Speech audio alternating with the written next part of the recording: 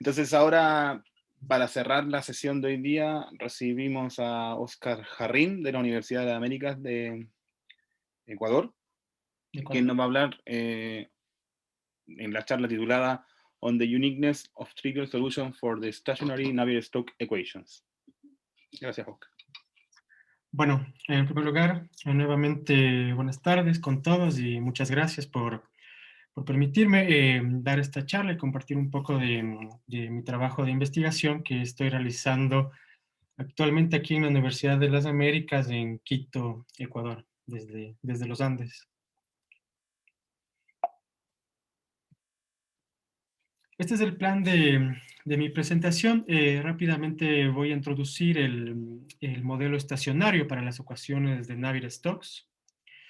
Y después voy a explicar cuál es la problemática que hay detrás con determinar si un tipo muy particular de soluciones, las soluciones triviales para estas ecuaciones son únicas o no son únicas. Una vez de eso, simplemente voy a mencionar algunos resultados clásicos y nuevos que se pueden obtener en algunos espacios funcionales de manera más específica. En esta charla he decidido concentrarme primero en un marco clásico de los espacios de Lebesgue y luego ir a un marco un poquito más técnico que voy a introducir igualmente, que está dado por los espacios de Lorentz. Bien, entonces voy a empezar mencionando, en esta charla vamos a concentrarnos en el problema estacionario para las ecuaciones de Navier-Stokes incompresibles que vamos a considerarles también en todo el espacio R3. Estas ecuaciones se escriben de esta manera y de manera un poco más específica, aquí tenemos que la velocidad U y la presión P del fluido, que físicamente representan la velocidad y la presión de un fluido, son las incógnitas de ese sistema. Decimos además que estamos trabajando con un sistema estacionario porque en este caso vamos a suponer que tanto la velocidad U como la presión P únicamente dependen de la variable espacial, de la variable X, que está en todo el espacio de 3. Esta es un poco una simplificación del modelo clásico de las ecuaciones de Navier-Stokes, que como conocen es un modelo evolutivo en donde también las soluciones dependen de la variable del tiempo. Pero para este problema de aquí en particular, vamos a concentrarnos en soluciones que solo dependen de la variable de espacio y es por eso que la derivada en tiempo simplemente que debería aparecer ahí es igual a cero. Tenemos además esta condición adicional sobre el campo de velocidades U, que es la condición de incompresibilidad desde el punto de vista físico, es decir, el fluido con el que se está trabajando simplemente puede cambiar de forma, deformarse de manera continua, pero su volumen siempre es el mismo. Y desde el punto de vista matemático, para nosotros esta ecuación de divergencia de U igual a cero tiene dos consecuencias importantes. La primera consecuencia es que usando esta divergencia de U igual a cero, podemos ver que las dos incógnitas, perdón, de las ecuaciones de Navier-Stokes están siempre relacionadas. De manera más específica, podemos ver que la presión P está siempre relacionada a la velocidad U mediante esta fórmula de aquí. En pocas palabras, si es que conocemos cómo es la velocidad U, podemos recuperarle a la presión P que se construye mediante esta fórmula de aquí. Y en este caso particular, como estamos trabajando sobre todo el espacio R3, podemos permitirnos usar herramientas como la transformada de Fourier, que nos permite dar una definición bastante simple de este operador que tenemos aquí, uno sobre laplaciano, que de manera muy simple vamos a entenderle como la acción a nivel de Fourier mediante la multiplicación de este símbolo que tenemos acá. Entonces, esa es la primera consecuencia importante de este caso incompresible de divergencia cero. La velocidad se relaciona con la presión. Y la segunda consecuencia importante que va a motivar una definición que vamos a introducir después, tiene que ver con el hecho de que el término de transporte de las ecuaciones de Navier-Stokes puede escribirse de manera completamente equivalente como este término de aquí, como la divergencia de este producto tensorial de la velocidad u consigo misma, que básicamente es una matriz que tenemos, que está escrito en esta fórmula, y tenemos entonces que este término de transporte, componente a componente, en las tres componentes que tenemos, se escribe de esta manera aquí. Bueno, aprovecho para mencionar el término de transporte en estas ecuaciones. Es el término más complicado, el que siempre causa problemas, no solo en las ecuaciones de Navier-Stokes, sino también en las ecuaciones a tipo MHD, que pude observar un poco en la charla anterior. Este es el término que siempre va, de alguna manera, va a complicar las cosas. Bien, y una vez que tenemos esta escritura equivalente del término de transporte, entonces podemos deducir de manera simple la siguiente definición, que va a ser precisamente una noción de soluciones débiles para las ecuaciones de Navier-Stokes estacionarias. De manera más específica, vamos a referirnos a una solución débil como un par U y P, en donde a la velocidad U vamos a solicitar que esté en el espacio L2 log, mientras que para la presión P podemos considerar un objeto muy general. De manera más específica vamos a considerar que es una distribución. Noten ustedes que aquí estamos solicitando que la velocidad pertenezca al espacio L2 log, precisamente para darle un sentido riguroso a este término de acá, porque podemos ver que bajo esta hipótesis, entonces, este producto tensorial es una función L1 log, y por lo tanto la divergencia está bien definida, al menos en el sentido de las distribuciones. Una vez entonces que hemos introducido rápidamente las ecuaciones de Navier-Stokes estacionarias y la idea de solución débil con la que vamos a trabajar en la charla de hoy, vamos entonces a plantearnos el siguiente problema. Si es que nosotros observamos las ecuaciones de Navier-Stokes, podemos darnos cuenta que estas ecuaciones tienen una solución, que de hecho es la solución trivial, es la solución más fácil en la que podemos pensar, que está dado precisamente cuando la velocidad del fluido es igual a 0 y la presión del fluido es igual a 0. Esta es la solución trivial, la solución débil más fácil que nosotros podemos pensar para estas ecuaciones. Y de hecho, lo que queremos hacer es responder a esta pregunta súper simple: si esta unicidad, si esta solución trivial es la única, o eventualmente podemos encontrar otras soluciones débiles que no sean la solución trivial para las ecuaciones de Navier-Stokes. La respuesta a esta pregunta sorprendentemente es negativa en el marco general en donde estamos definiendo las soluciones débiles en el espacio L2 log, y podemos de hecho dar un ejemplo simple. Si es que nosotros consideramos esta función phi, definida a partir de esta fórmula específica aquí, y definiendo entonces la velocidad u como el gradiente de phi y la presión P mediante esta fórmula, entonces realizando cálculos a mano, cálculos sencillos, realizando las operaciones que dictan estas ecuaciones, podemos ver sin ningún problema que esta solución U y esta presión P también es una solución para las ecuaciones de Navier-Stokes estacionarias.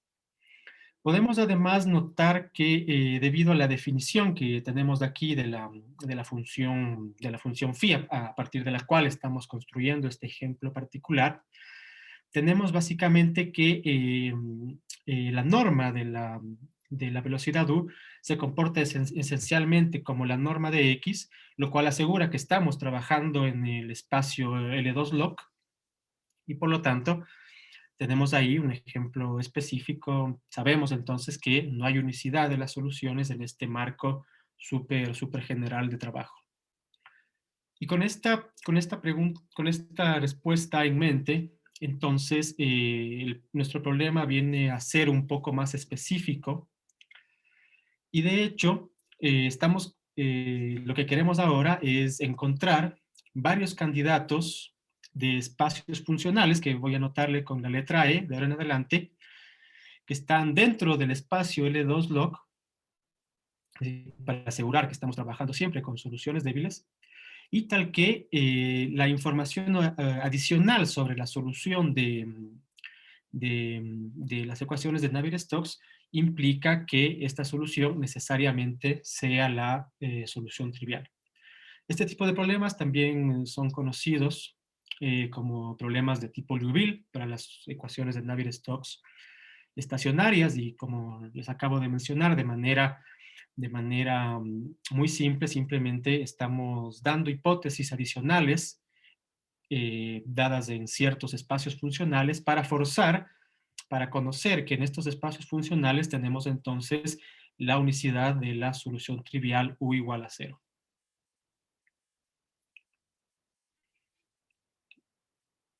Bien. Una vez entonces que nuestro problema está ya definido de manera concreta, tenemos entonces la siguiente pregunta de cómo vamos a encontrar estos espacios funcionales. Y una primera idea que uno puede realizar, que es de hecho una idea completamente clásica cuando realizamos este tipo de estudios, es realizar algunas estimaciones de energía. Estas son estimaciones a priori, es decir, no son estimaciones rigurosas, pero que nos dan de alguna manera una buena información sobre los espacios funcionales en los que debemos buscar para resolver este problema del Liouville.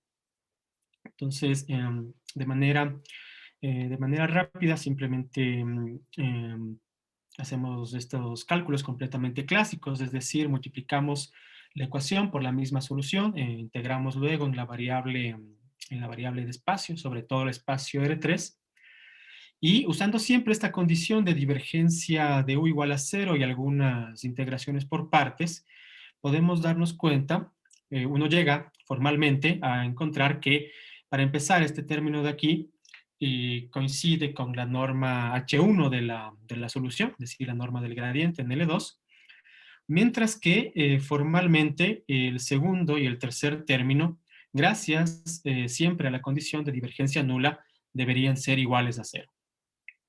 Entonces, con estos cálculos no rigurosos, tenemos, para empezar, un candidato natural de espacio E, en el cual uno desearía resolver este problema del Liouville, que está dado precisamente por la norma del gradiente en el espacio L2, que no es otra cosa que el espacio de Sobolev homogéneo H1, el cual recordamos aquí la definición.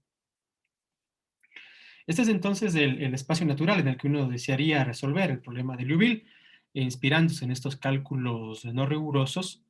Sin embargo, al momento en el que uno ya quiere realizar los cálculos rigurosos, hay algunos inconvenientes técnicos. De hecho, hay varios inconvenientes técnicos, pero el más importante y el más grave que quisiera recordar aquí está dado por el hecho de que, si es que nosotros suponemos efectivamente que el campo de velocidades pertenece al espacio H1 homogéneo, entonces podemos demostrar que el término de transporte pertenece a este espacio de Sobolev de regularidad negativa, H-1 y de igual manera podemos llegar a mostrar que el gradiente de la presión pertenece a este espacio de Sobolev de regularidad negativa, que en el caso dado que estamos trabajando siempre en todo el espacio R3, estos espacios pueden ser definidos de manera muy simple, nuevamente a través de la transformación de Fourier, mediante esta fórmula de aquí. Entonces, el problema es que en este caso del espacio H1, y dado que únicamente disponemos de estas informaciones, tanto para el término de transporte como para el gradiente de la presión, de hecho, no tenemos las herramientas necesarias para mostrar que esas dos cantidades que antes les habíamos calculado no rigurosamente están bien definidas. ¿Sí? El problema de base aquí es que esta regularidad H1 no puede compensarse con esta regularidad que tenemos aquí, y en pocas palabras no sabemos si es que tenemos derecho efectivamente a calcular estas integrales que intuitivamente, no rigurosamente, deberían ser igual a 0. Y de hecho, este es un problema bastante complicado dentro de este estudio de tipo Liouville para las ecuaciones de Navier-Stokes, Es un problema que está actualmente abierto. Hay una comunidad de investigadores que están trabajando en eso. En particular, hay resultados recientes y bastante interesantes sobre el problema de Liouville en este espacio, dados por Dong-Jo Chae. Él propone, de manera un poco intuitiva, él propone realizar una descomposición bastante complicada de esta integral para, en definitiva, lograr mostrar solo con estas informaciones que estas cantidades de aquí están bien definidas. Sin embargo, lo que él propone, más que una demostración por ahora, es una heurística, ¿no? Hay cálculos que él tampoco sabe mostrar de manera rigurosa, por lo tanto, este problema sigue completamente abierto en este marco de trabajo del espacio homogéneo H1, que es el espacio natural que aparece de las estimaciones de energía. Además tenemos otra observación que es también una observación interesante y que es de hecho la observación que nos dirige, que nos hace pensar en otro tipo de espacios funcionales para poder resolver estos problemas de tipo Liouville. Y esta observación es la siguiente. Uno puede, si es que nosotros suponemos que la solución U pertenece ahora a este espacio de Lebesgue, L4, se puede mostrar que de hecho hay una ganancia de regularidad y luego la solución cae en el espacio de energía, llega al espacio H1, y además con esta información adicional siempre del espacio L4 también se puede mostrar que en este caso particular tanto el término de transporte como el gradiente de la presión pertenecen al espacio homogéneo H-1. Y en este caso particular podemos ver que logramos mostrar que el campo de vectores U pertenece a este espacio, mientras que estos términos pertenecen al dual, que es el espacio H-1, y por lo tanto esas integrales que habíamos mencionado antes tienen ya sentido bajo esta hipótesis de aquí adicional, y siguiendo las ideas de esas estimaciones a priori, de esas estimaciones de energía, entonces en este caso particular podemos concluir que si la solución pertenece a este espacio funcional, a este espacio de Lebesgue, necesariamente esta solución débil se trata de la solución trivial. Esta primera observación, entonces, como les mencionaba, hace que regresemos a ver a otros espacios funcionales en los cuales nosotros podemos resolver el problema de Liouville. Y la idea de base de todo esto es que si es que nosotros suponemos ciertas propiedades de decrecimiento sobre el campo de vectores U, entonces estas propiedades de decrecimiento en algún punto nos van a permitir, como en este caso del espacio L4, nos van a permitir mostrar que estos términos de aquí están bien definidos, que tenemos el derecho de escribir esas integrales, y entonces a partir de esa información podemos deducir que en esos espacios funcionales la solución trivial es necesariamente única. Con esta observación en mente, entonces, vamos a, de manera un poco más concreta, vamos a revisar algunos resultados clásicos y otros resultados más recientes sobre este problema de Liouville, considerando ahora espacios funcionales que describen precisamente el decrecimiento de las funciones. Primero, como les mencionaba al inicio de la charla, vamos a concentrarnos en los espacios clásicos de Lebesgue y luego podemos ir un poco más allá, considerar un poco espacios un poco más generales, como en este caso los espacios de Lorentz. Bien. En el marco entonces de los espacios de Lebesgue, en este contexto del problema de Liouville, hay un resultado clásico dado por Galdi en 1991, en donde él muestra que si consideramos una solución débil, que además pertenece al espacio L en 9 medios, entonces necesariamente esta solución debe ser la solución trivial. Y la idea de Galdi, en pocas palabras, es que el gradiente la norma del gradiente de U en el espacio L2 puede estimarse mediante esta cantidad aquí, en donde esta información nos permite demostrar efectivamente que este límite debe ser igual a 0. Y por lo tanto, la solución debe ser necesariamente la solución trivial. Este parámetro, L9 medios, está relacionado con las propiedades de scaling que tiene esta ecuación. Y en cierta manera nos haría pensar que es el único espacio funcional de los espacios de Lebesgue en los cuales nosotros podríamos estudiar este problema de Liouville. Y de hecho eso motiva la siguiente pregunta, que pasa sobre los otros valores del parámetro P en la definición de los espacios de Lebesgue-LP. Para resolver esta pregunta, entonces, se tiene el siguiente resultado que fue obtenido en colaboración con Diego Chamorro y Pierre Lemarais Rousset, de hecho, quienes fueron mis advisors en la tesis doctoral, y en donde se puede entonces, se estudia básicamente este problema de Liouville en los espacios del EP, considerando otros valores para el parámetro P. De manera más específica, en el punto 1 podemos ver que si es que P pertenece a este intervalo entre 3 y 9 medios, podemos nuevamente asegurar la unicidad de la solución trivial. Y si es que el parámetro P ahora va desde 9 medios hasta el 6, podemos también asegurar la unicidad de la solución trivial, pero con una hipótesis adicional, que en este caso particular está dado mediante este espacio de aquí, que es un espacio de tipo Bezoff. No quisiera entrar mucho en los detalles técnicos de estos espacios de tipo Bezoff, simplemente quisiera señalar que son espacios funcionales más generales que los espacios de Lebesgue, que en este caso particular, con esta elección de parámetros aquí infinito, infinito, nos permiten también dar una cierta caracterización del decrecimiento de las soluciones, de las funciones al infinito.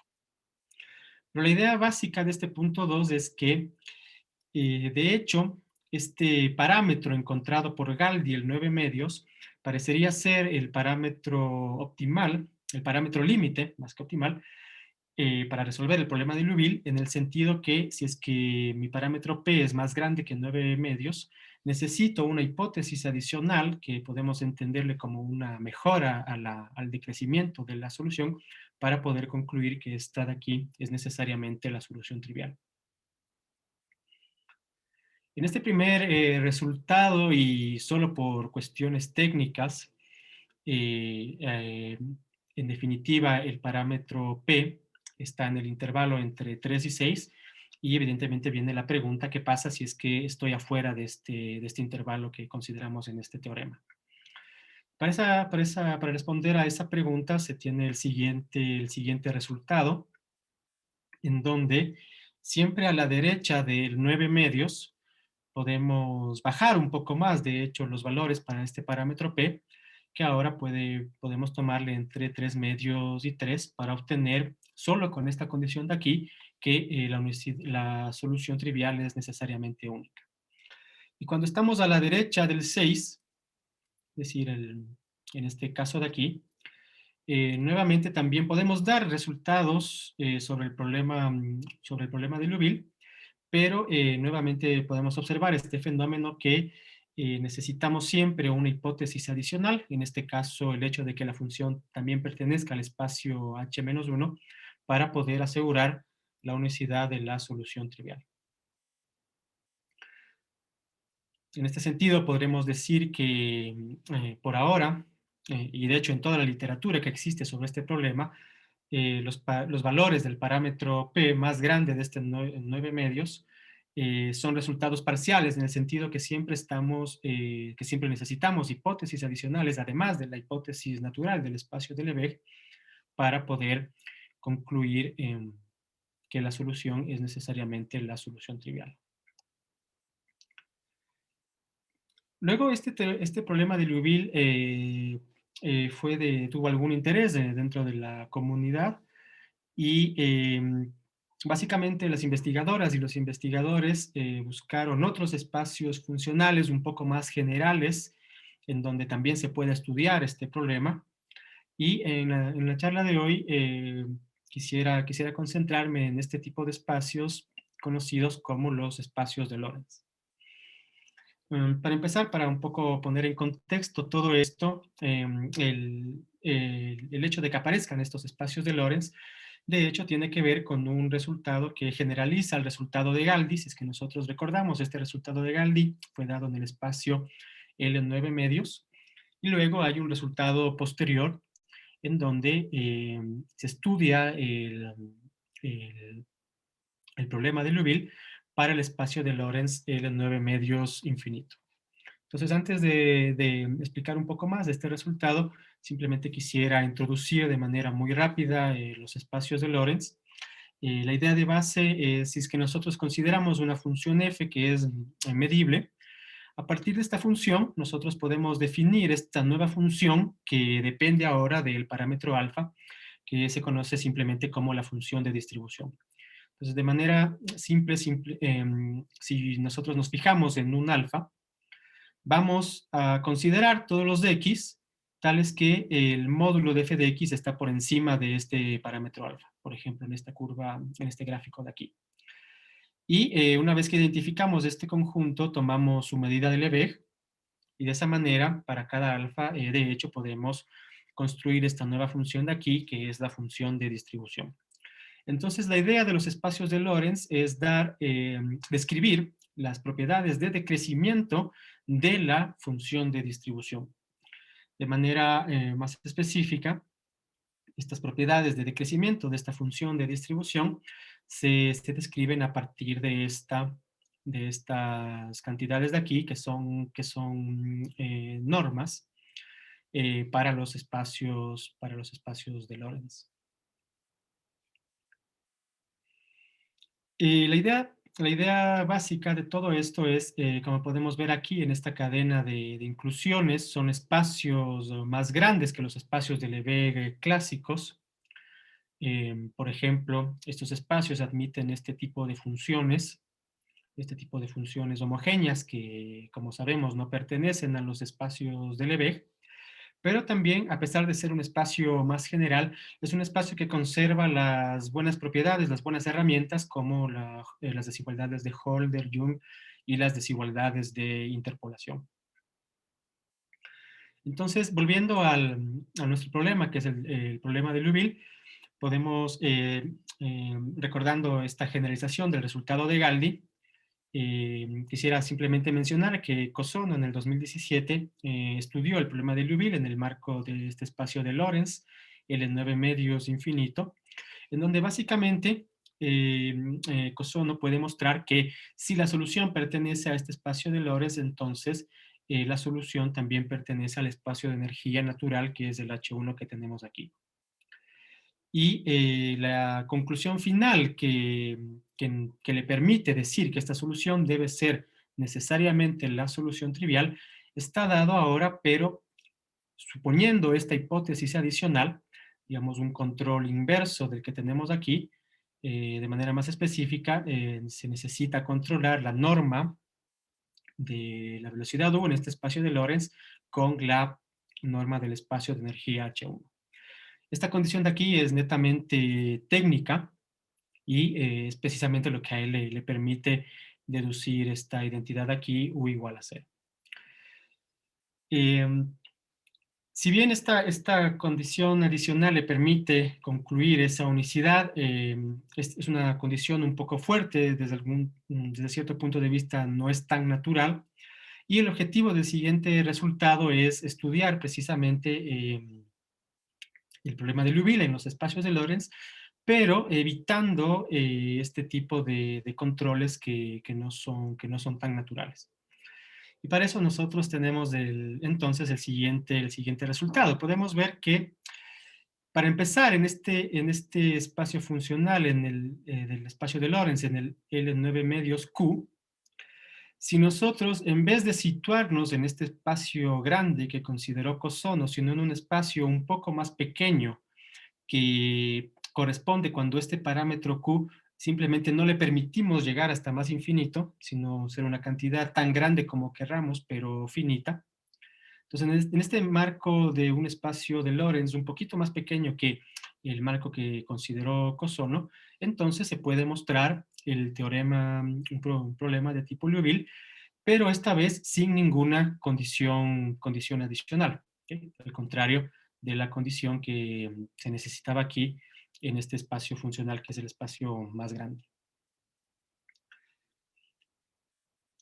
Y luego, en este segundo punto, el interés de este resultado es nuevamente enfatizar en el hecho de que este valor 9 medios encontrado primero por Galdi parece ser siempre el valor límite a partir en el cual nosotros podemos resolver el problema de Liouville sin suponer ninguna condición adicional. Y esto se puede reflejar de manera un poco más fina en esta estimación de aquí. Simplemente puede leerse como una corrección al decrecimiento de las soluciones. De manera más específica, podemos ver que si es que el R toma precisamente el valor de L de 9 medios, de hecho esta condición de aquí no nos dice absolutamente nada, pero conforme el R se va alejando de este valor que parece límite del 9 medios, necesitamos entonces que la solución tenga un decrecimiento más rápido que el decrecimiento natural que le da a este espacio funcional para poder eh, concluir que la solución necesariamente es la solución trivial. Y en ese sentido, este resultado, el objetivo de este resultado es dar una descripción un poco más fina del hecho de que precisamente este valor, el de 9 medios, parece ser el valor límite para poder resolver este problema de tipo Liouville. Okay. Eso es lo que quería compartir con ustedes hoy y les agradezco por su atención. Gracias, Oscar, por tu linda presentación.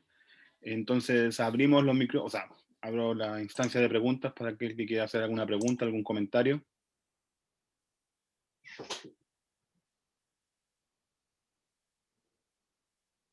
Yo quisiera hacer un comentario. No sé si es una pregunta, pero bueno.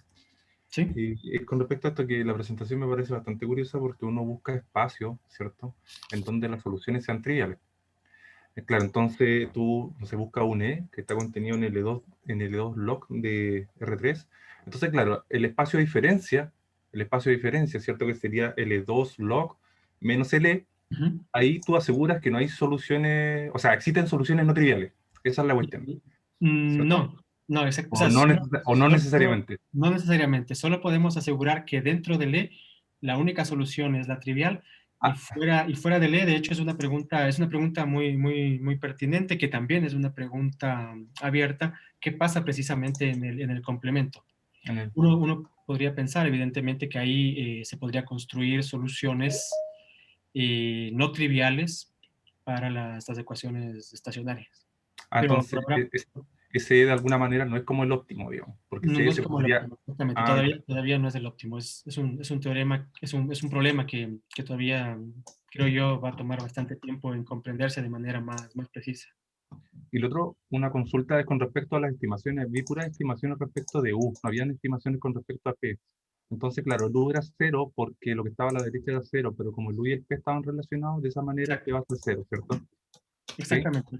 Todo eso tiene sentido en este marco de divergencia cero. Hay también resultados más complicados cuando estamos trabajando con un fluido que no es incompresible, porque en ese caso ya no hay una relación así tan directa de la velocidad con la presión. Ya, Entonces, de hecho, con esta condición de aquí, efectivamente, si la U es cero, necesariamente P debe ser igual a cero. ya, ok, entiendo. Y el último comentario, ¿esto tiene sentido hacerlo en un problema de evolución? Preguntarse por el espacio E en donde las soluciones sean triviales, ¿tiene sentido o no? Sí, tiene sentido. En ese caso, de hecho, la idea es suponer qué pasa, por ejemplo, si en el problema de evolución se considera el dato trivial, U igual a cero, la velocidad en el instante cero, y decir cuando el tiempo empieza a transcurrir, necesariamente la solución va a ser cero para tiempos más grandes. Hay resultados en ese sentido. De hecho, uno de los de los resultados que obtuvimos con un colega recientemente tienen que ver el estudio de estos temas de tipo Liouville, pero para las ecuaciones de tipo evolutivo. Bien, entiendo. Gracias. Ujú. Gracias también. ¿Más preguntas, más comentarios? Una pregunta. ¿Puedo? Adelante, Marcos. Bueno, todo lo que tú has hecho aquí está bien, digamos, me parece bien, pero es en R3 completo, Sí. ¿sí? Con fuerzas nulas también. Y Porque si coloco una fuerza no nula ya la cosa no va, digamos. claro. Y también estás considerando datos en el contorno, no hay, digamos, que están en todo R3, digamos. Exacto. ¿Qué pasa si en vez de R3 te metes en un dominio, ya sea exterior o en un dominio acotado, en un dominio donde hayas borde, digamos? Claro. Esta técnica yo creo que muere, digamos, porque está utilizando transformada de Fourier y todo esto. Exactamente. Precisamente mi primera observación era con eso, simplemente las herramientas que se utilizan aquí ya no pueden aplicarse efectivamente en el uso de la transformada de Fourier. Hay resultados también, hay resultados relativamente recientes dados por Galdi en el caso de dominios exteriores, en donde básicamente, aparte de encontrar un espacio funcional, necesita dar condiciones específicas técnicas a la final sobre la frontera del dominio exterior para forzar a que la solución sea la solución trivial. Yo creo que un caso trivial de extensión sería si en vez de R3 si consideraras un dominio periódico aquí. ¿Estás de acuerdo conmigo o no? El cubo. Ok. Yo creo que ahí podría, digamos, extenderse esta técnica que estás utilizando, digamos. Por el hecho de, sí, Claro, por el porque hecho en de el fondo que el Laplaciano y pues, el están operador de en la Stokes mitad de los coinciden, dos. ¿no? El proyector del Leré sale fuera, digamos. O sea, puedes conmutar, digamos, las derivadas temporales con... O sea, Hay una perdón, las definición. derivadas espaciales sin problema, digamos. Pero cuando tienes un dominio acotado o un Exacto, dominio exterior son otras o un técnicas. dominio no acotado, digamos, distinto de R3, no veo cómo, digamos. No veo cómo Sí, o sea, poder hacer un argumento similar, digamos. ¿No? similar, me imagino completamente. No, debería ser de hecho un argumento.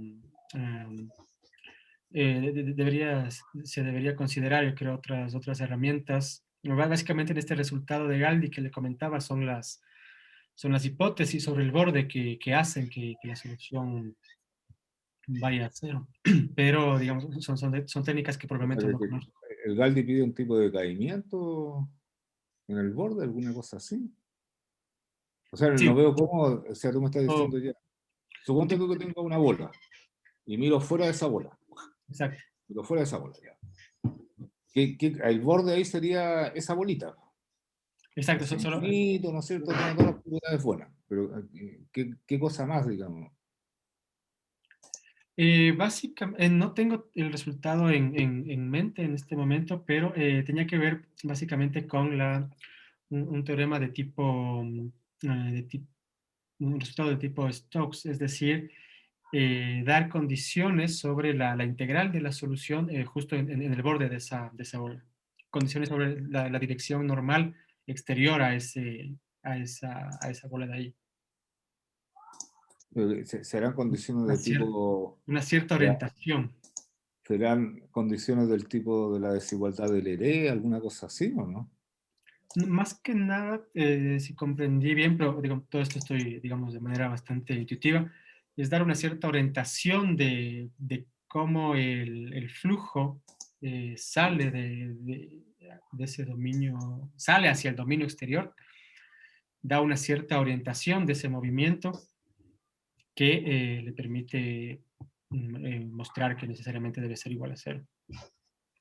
Pero digamos, para mí esto todavía es bastante oscuro todo eso, no lo he visto muy rápidamente, pero no tengo clara Pero de la todas solución. maneras, la utilidad, digamos, creo yo, de los teoremas de estos que estás presentando, del tipo Liouville, qué sé yo, cosas así, es para, de alguna manera, utilizarlo en teoría de control, digamos, o sea, en la parte, digamos, de poder ver la controlabilidad exacta, digamos. ¿Ah? En Hay alguna aplicación teoría de control. también con respecto al comportamiento asintótico del problema evolutivo. Saber que en ciertos espacios funcionales la solución del problema evolutivo converge hacia la solución del estacionario y saber que el estacionario ahí es necesariamente cero. Entonces, en definitiva, se utiliza también para mostrar que la solución va a cero en ciertos contextos cuando el tiempo tiende al infinito también. Bueno, en el caso que estás considerando fuerzas nulas, digamos. Exactamente, en el caso de todo esto es Este bajo una tipo fuerza nula. de problema, digamos, que si consideras fuerzas no nulas ya la cosa cambia, digamos. O si Eh, consideras contorno también, digamos. Exactamente, A ver, son si tú quieres contextos, estudiar, ¿no es cierto?, el comportamiento de un problema evolutivo son al problema contextos completamente estacionario, diferentes. cuando te tiende para infinito, un dominio acotado es relativamente simple, en el sentido que con la desigualdad de Poincaré tú ganas ahí una cierta regularidad y puedes tirar básicamente decaimientos exponenciales de la solución Exactamente. evolutiva a la estacionaria. En el caso de R3, o de dominios no acotados en general, No están es tan... los resultados de Schoenbeck, ¿no es cierto?, de la María Schoenbeck ahí, que hace sus cosas en todo el espacio, y en el caso de dominios no acotados, estarían los trabajos de Haywood, ¿no? De Haywood, digamos, de los años 80, 80 y tanto, por ahí, que tiene algunos trabajos en esa línea, digamos. Pero no es a través de argumentos de, por lo menos lo que yo conozco, digamos, no es a través de argumentos del problema no está detrás de los argumentos el problema de Liouville. Eso es lo que es, o sea, hay otras herramientas, digamos, no Claro, es, digamos, lo que le gusta mucho a algunos franceses, que es la historia esta de transformada Fourier, de los espacios de este tipo, digamos. Pero bien, está bien, está bien. Eso no, gracias. muchas gracias. Gracias. Tenemos tiempo para una pregunta más. Un comentario. Yo tenía una duda pequeñita. ¿Han considerado espacios de Hardy?